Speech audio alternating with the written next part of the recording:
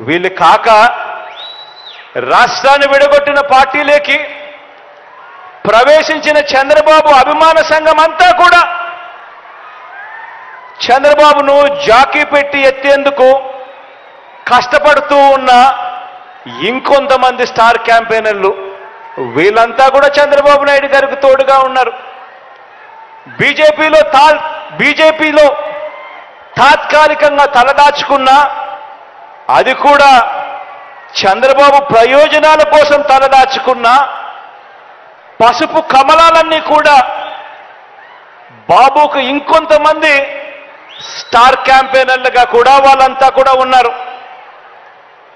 ఇంకా బాబుకు వీళ్ళే కాదు, ఇంకా స్టార్ క్యాంపెయినర్లు కూడా బాబుకున్నారు.